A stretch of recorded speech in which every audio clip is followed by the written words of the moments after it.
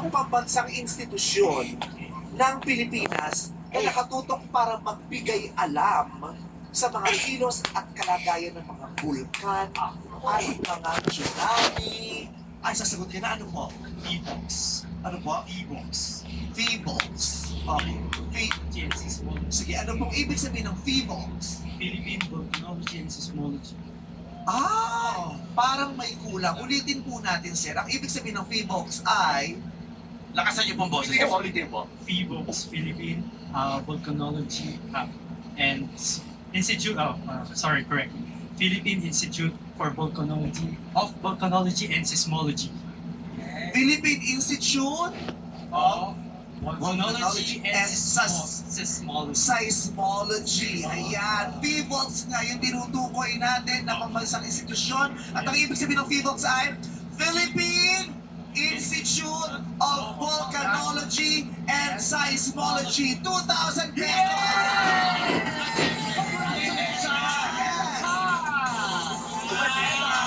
Meron ka ng nakaka-proud, di ba? Nakaka-proud ang may alam. Ganyan, thank you very much. Ayan, hanap pa tayo. Sino ba ang Dito gusto tayo, sumagot? dito naman tayo. Kay Mother. Ay, tama-tama, may cellphone ka. I-research mo kung sakasakali. Ano naman ang ibig sabihin ng MMDA? Naririnig natin lagi yan. Yung MMDA, malaki ang kinalaman lalo ng kung nakatira ka dito sa sa Maynila. Yes. Sila nakakalaga sa mga Yes. sa mga basura, sa mga kalsada, Yes. sa mga bahay, sa mga urban planning, sa mga baha, public safety, di ba, lalo na pag may mga kalamidad, di ba? Maraming mandato maraming mandato at maraming ginagawang MMDA. Ano ibig sabihin ng MMDA?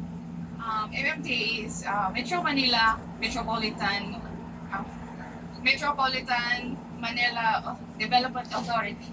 MMDA means Metropolitan Manila Development Authority. 2,000 pesos! Medal ka! Meron kang medal. Started yan. Diba? Ang sarap pag may nasa-search kang mayroong katuturan. Diba? Mama ko po yan. Mama mo yan, proud ka, diba? Gamitin natin ang cellphone at internet sa pagsasaliksik ng mga kaalaman o ma-refresh ang ating dati ng alam. Diba? O, sino pa? Sino gusto? Sino pa? Sa mga Ay, mga kabataan. Gusto sumagot. Bongga yan. Ay, dito na lang tayo sa bag. Okay. Stay Dalawa kayo? O, sige. O, ito naman. Dalawang bag. Okay, ito naman. Ano? Sa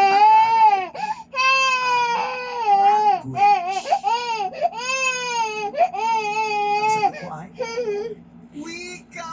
Wika is correct! 1,000 pesos sa inyo mga teenagers.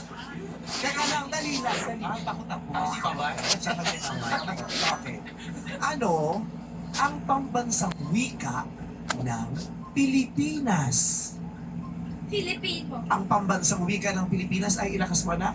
Filipino. Filipino. Ang unang titik ay letter F. Filipino. That is correct. Dalawang bata. Ha? Isabela de los Reyes Elementary School. Eskwela kanya o Isabelo? Isabelo de los Reyes Elementary School, Manila, Tondo. Perfect. Tondo, Manila. Okay. Ayan, meron na kayong star. Stop it, anak. Ang sakit.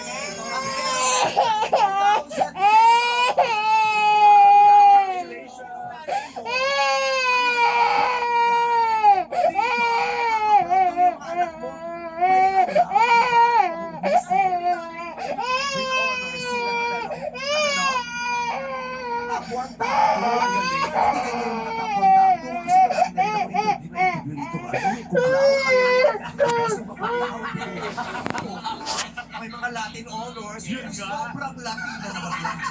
Yung ganun. Ang panindigin nyo, congratulations. We're very proud of you. Damo na. Beautiful! Matalino. Okay, saan tayo? O, dito na tayo.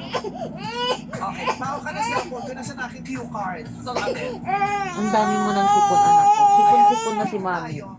O, chikahin nyo sila. Ay, ano pangalan? Pangalan niyo po? Joy po. Si Ate Joy. Joy. Joy. Taga saan ka? Cebu. Taga Cebu, ah. Ano, pumunta ka lang doon para bumisita? Yes po. Ay, first time mo sa Showtime. Pangalawa. Pangalawa na. Pangalawa. Handa Okay, yan ang eto katanungan. na. Pangalawa muna. Pangalawa. Swerte ka sa pangalawang harapang. Rito makadalawa ka kuha ka ng 2,000 piso. Diba? Pagpatuloy ng rebound mo. Oo, bakit? Oo, Ano eh? ba? Lumulukot na kasi. Lumulukot. Kaya nasa lumulukot. Lumulukot na. Kunin natin yung I-touch natin yan. Okay. Eto ate, ang tanong. Tanggalin natin. May cellphone ka Ha? ba? Okay. Research. Mag-search kayo para kung di niya masagot, kayo ang makakakuha. Di ba? I-search nyo ito. Ang tanong ko, anong tawag dito? Ito ay isang parirala o isang ekspresyon na matalinghaga ang paggamit ng mga salitang nakapaloob. Ang kahulugan nito ay iba sa literal na kahulugan ng mga salita. Pwede pa po.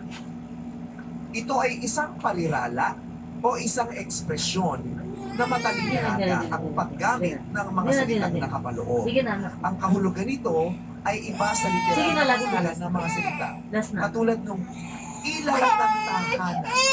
Yan, yung mga butas ang bulsa. Ano ang tawag dyan? So, we kayo.